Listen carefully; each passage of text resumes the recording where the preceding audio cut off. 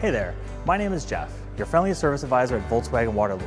Let's chat about something important today, the differences between an oil change and your regularly scheduled maintenance for your trusty Volkswagen. First up, let's talk about oil changes. It's like giving your car's engine a cleanse. We bid farewell to that old, used up motor oil and welcome in fresh, clean oil with a brand new oil filter.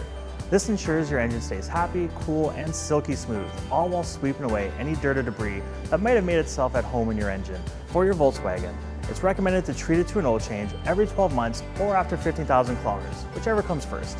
Now let's look at regularly scheduled maintenance services. These are like a full checkup at your doctor's office, but for your beloved car. During these maintenance services, we thoroughly inspect various aspects of your vehicle's well-being. Maintenance services include checking your fluid levels, inspecting belts and hoses for wear and tear, checking your tire's condition and calibrating tire pressures, verifying the brake system performance, confirming steering functionality, checking for corrosion damage, and lastly, resetting your vehicle's service reminder.